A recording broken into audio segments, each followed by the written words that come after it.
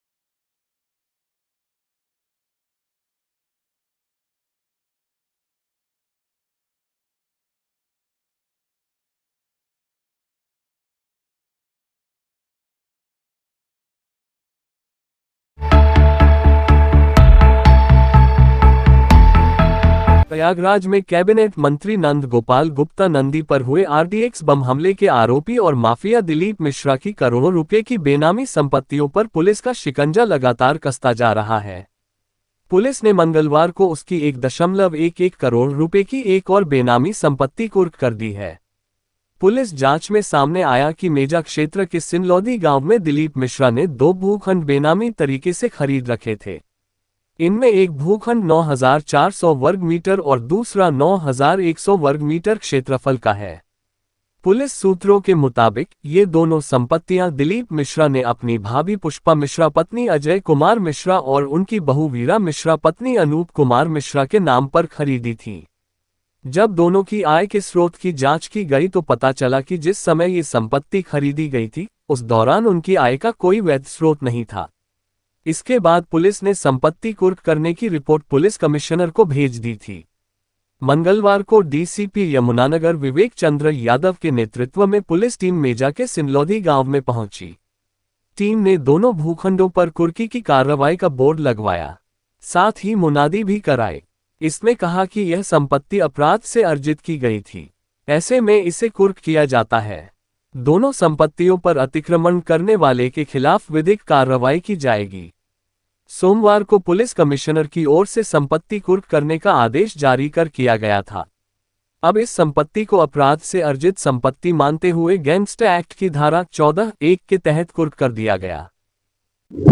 आज दिनांक 16 जून 2026 को थाना औद्योगिक क्षेत्र पर पंजीकृत मुकदमा अंतर्गत उत्तर प्रदेश गिरोहबंद एवं समाज विरोधी क्रियाकलाप निवारण अधिनियम 1986 के अंतर्गत अभियुक्त दिलीप मिश्रा की थाना खीरी स्थित ग्राम सिलौदी कला में करीब 8 बीघा जमीन, जिसकी अनुमानित व्यवसायिक कीमत करीब 1 करोड़ 10 लाख रुपए के आसपास है, इसको माननीय न्यायालय पुलिस आयुक्त महोदय के 15 जून 2026 के आदेश के अनुसार कुर्की की कार्रवाई पूर्ण की गई।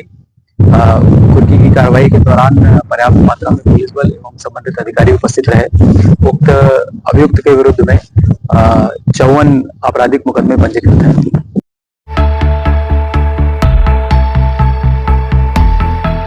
भारतीय जनता पार्टी भाजपा अल्पसंख्यक मोर्चा के प्रयागराज महानगर उपाध्यक्ष मोहम्मद शरीफ ने एक गौ तस्कर द्वारा धमकाने और भाजपा के खिलाफ अभद्र टिप्पणी करने का गंभीर आरोप लगाया है। ये बात उन्होंने प्रतापगढ़ कोषागार कार्यालय के बाहर मीडिया से बातचीत के दौरान कही। मोहम्मद शरीफ ने बताया कि रानीगंज थाने में असलम नाम के एक व्यक्ति के खिलाफ गौ तस्करी का मुकदमा दर्ज था। जब उन्हें जानकारी मिली कि इस मामले में एफआईआर अंतिम रिपोर्ट लगाई जा रही है तो उन्होंने इसका विरोध किया। आरोप है कि इसी रंजिश में असलम ने रात में उन्हें रोककर धमकाया और भाजपा के खिलाफ बेहद आपत्तिजनक और भद्दी गालियां दी।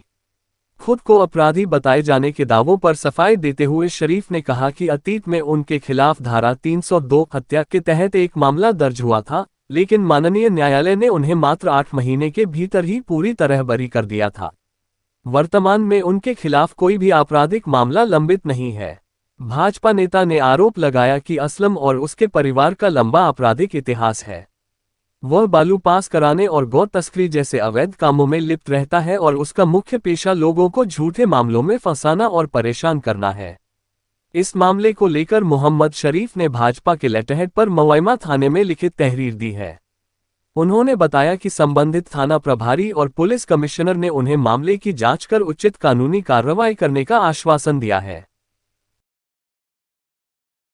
प्रयागराज का भाजपा का महानगर उपाध्यक्ष हूँ, अल्पसंख्यक मोर्चे का, और मैं प्रयागराज में रहता हूँ। गांव मेरा नरसिंहगढ़, प्रतापगढ़, रानीगंज थाना। और एक असलम नाम का व्यक्ति जो है गौ तस्कर है, जिसके खिलाफ जो है मुकदमा रानीगंज थाने में गौ तस्करी का लिखा गया था, जिसकी जानकारी मुझको हुई कि उसमें एफआईआर लगा रहे हैं। तो मैंने जो है थोड़ा सा वो किया, तो उसमें जो है उसने हमको रोक के रात में जो है धमकाया और भाजपा के खिलाफ टिप्पणी किया। उसने भाजपा के अफसर जो है लिखा खूब भद्दी जो है गाली गुप्ता, मगर मैंने उस पर जो है उसको तहरीर दिया थाना मवैमा मुकदमा लिखने के लिए। और उसके बाद वो भाग के जो है जब जाना कि हमारे खिलाफ मुकदमा लिख जाएगा, कार्रवाई हो जाएगी, तो गया प्रतापगढ़ में हमको बता रहा है कि मोहम्मद शरीफ अपराधी है, जो कि हमारे खिलाफ कोई मुकदमा नहीं है, न कोई कभी मुकदमा लिखा गया है, न तो कोई कार्रवाई हमारे खिलाफ हुई है। अगर एक मुकदमा मेरे खिलाफ लिखा गया था जिसमें 302 में मैं बरी हो गया हूँ, न्यायालय ने मुझको बरी कर दिया। अगर माननीय न्यायालय ने बरी कर दिया तो उसमें कोई नहीं कह सकता कि मैं दोषी हूँ या मेरे ऊपर कोई मुकदमा है, जिसकी कॉपी मेरे पास है मुकदमे की। उसमें मेरे खिलाफ कोई कार्रवाई नहीं हुई और 8 महीने के अंदर न्यायालय ने बरी कर दिया। अगर न्यायालय बरी कर दिया तो उसमें कोई नहीं कह सकता कि मेरे ऊपर मुकदमा लिखा गया है या मुकदमे की कार्रवाई हुई। और ये इसके ऊपर कई आपराधिक मामला, इसके परिवार के ऊपर, इसके साथ में जो रहने वाले हैं सबके ऊपर कई आपराधिक मुकदमे दर्ज हैं। और ये यहाँ पर बालू पास कराने का काम करता है, गौ तस्करी का काम करता है और इसका यही काम है, लोगों को फंसाना और परेशान करना, और इसके अलावा उसके पास कोई काम नहीं। हमने इसकी शिकायत थाना मवामा में मुकदमा दिया है, तहरीर लिखने के लिए भाजपा के पैड पे दिया है और एसओ ने और कमिश्नर ने कहा है कार्रवाई की जाएगी। मोहम्मद शरीफ।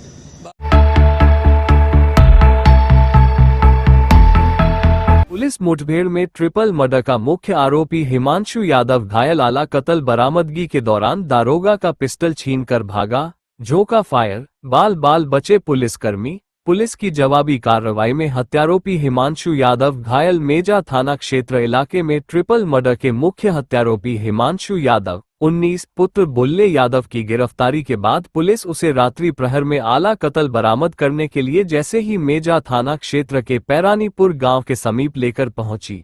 बताते हैं कि मुख्य आरोपी हिमांशु यादव सरकारी वाहन से उतरने के दौरान मौका पाते ही एक दारोगा से पिस्टल छीनकर भागने लगा और फायर झोंक दिया।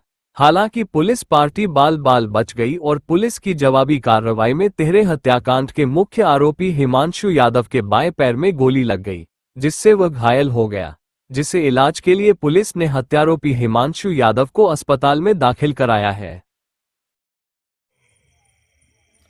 दिनांक 16/6/2026 को थाना मेजा अंतर्गत गांव कुकुर कटवा से हत्या की सूचना आई थी, जिसमें करीब 65 वर्षीय बुजुर्ग एवं उसके परिवार की 2 अन्य वृद्ध महिलाएं, जिनकी उम्र करीब 60-62 वर्ष है, के सर पर किसी भारी वस्तु से मार करके हत्या की गई थी।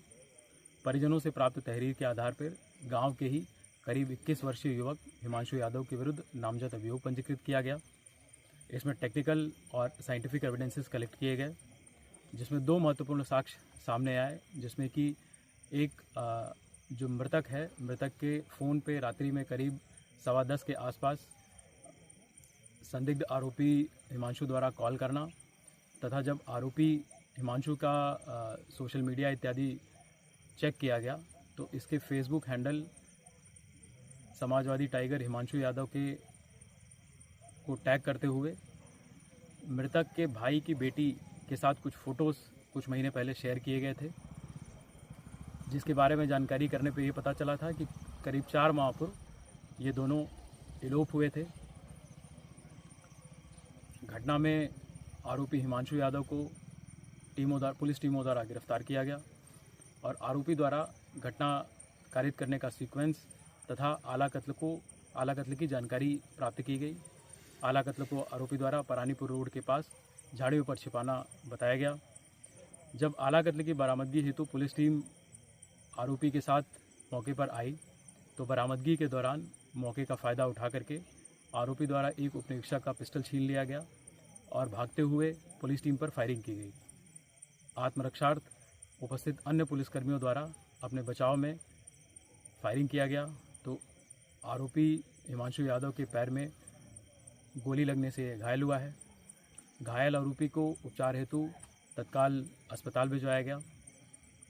घटना के बारे में अन्य चीज़ें ये बतानी है कि इसमें संलिप्त मुख्य आरोपी का एक अन्य साथी निहाल गौतम, जिसकी उम्र करीब 21 वर्ष है, उसको भी गिरफ्तार किया गया है तथा इसके गांव का एक अन्य इसका साथी आरोपी, उसको भी पुलिस अभिरक्षा में लिया गया है। घटना का जो मोटिव सामने आया है वो इसके प्रेम प्रसंग में लड़की के बड़े पापा का रोड़ा बनना मानते हुए उसकी हत्या की घटना कारित करना सामने आया है। इसके साथ ये भी बताना है कि आरोपी के भाई अंकित यादव को भी गिरफ्तार किया गया है, जो कि आज सुबह इसकी भागने में सहायता कर रहा था। इसके साथ साथ गांव के प्रधान गुड्डू यादव को भी गिरफ्तार किया गया है, जो कि ये 4 माह पूर्व घटित इलोपमेंट की घटना को पुलिस को सूचना न देते हुए इसमें समझौते का प्रयास किया इसके द्वारा। इस तरीके से पूरी घटना का बहुत ही अल्प समय में पूर्ण रूप से अनावरण किया गया है तथा 100% सभी अभियुक्तों की गिरफ्तारी सुनिश्चित की गई है। इसमें जो अन्य साइंटिफिक एविडेंसेस और टेक्निकल एविडेंसेस हैं वो कलेक्ट किए जा रहे हैं।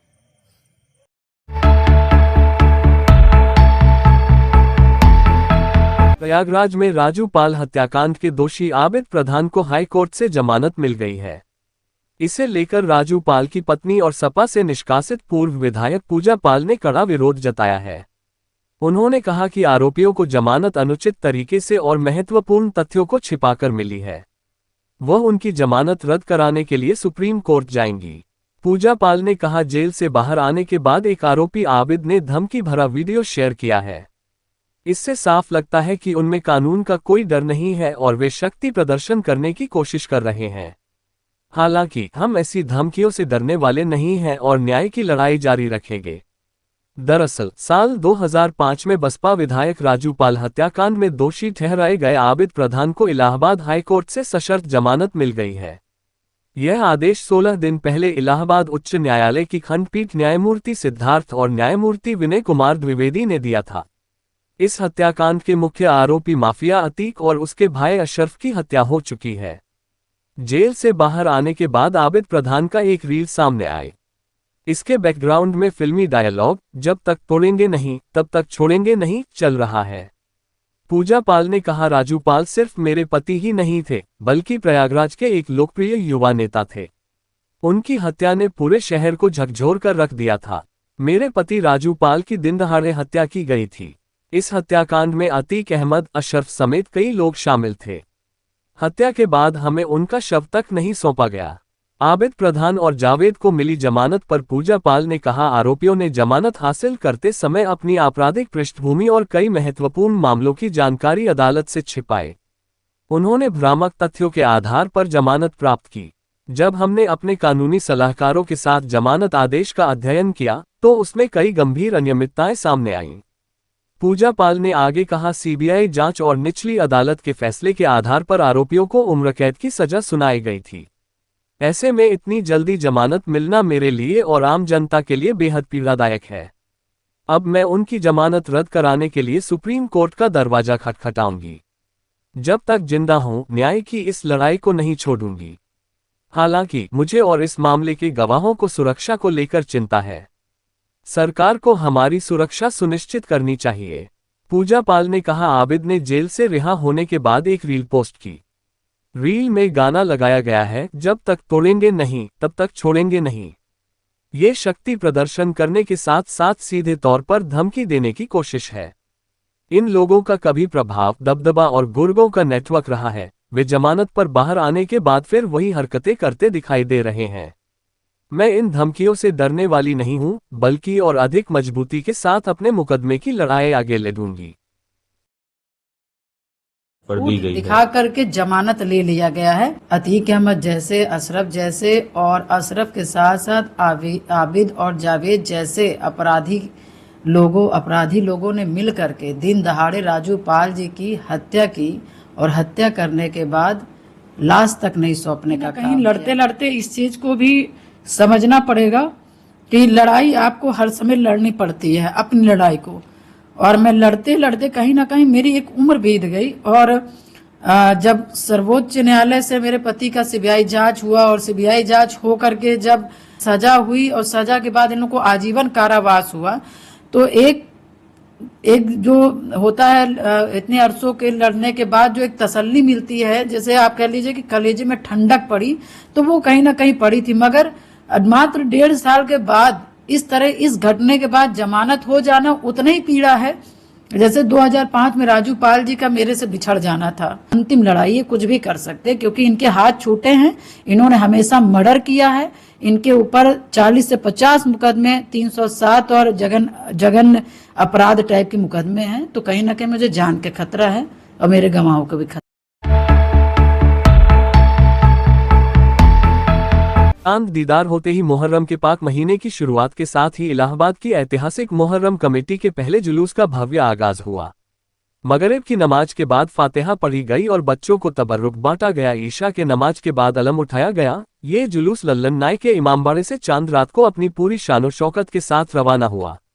ढोल ताशा पार्टी शहनाई पर मातमी धुन बज रहे थे। बच्चे ई रिक्शा पर सवार होकर या अली या हुसैन का नारा बुलंद कर रहे थे। अलम पर औरतें अकीदत के फूल चढ़ाकर मन्नतें मांग रही थी। लल्लन नाई का अलम हर साल हजरत इमाम हुसैन और 72 शहीदों की याद में निकाला जाता है। अलम जब कारजू रोड पर आता है मानो हुसैनी जन सैलाब उमड़ पड़ा हो। हर तरफ लब्बैक या हुसैन या अली या हुसैन के नारे बुलंद हो रहे थे। हुसैन की शहादत को याद कर रहे थे। जुलूस ने अपने पारंपरिक कदीमी रास्तों से गुजरते हुए मोहल्ला दोंदीपुर, सुनारी गली, पांचों कब्र, काजू रोड, मौर्या होटल, दोंदीपुर मैदान, बरनताला, शाहनूर अलीगंज, सब्जी मंडी, लतीफ मार्केट चौराहा, घंटाघर, बजाजा पट्टी, कोतवाली, सिवई मंडी और पत्थर गली से होता हुआ पुनः लल्लन नाई इमामबाड़े पर पहुंचकर संपन्न हुआ।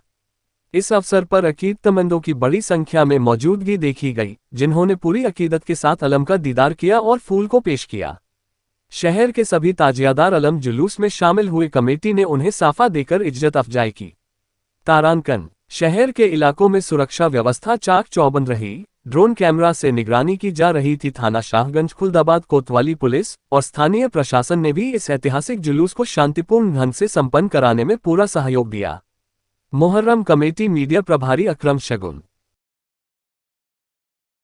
देश दुनिया की खबरों के लिए world media times news channel को सब्सक्राइब करें।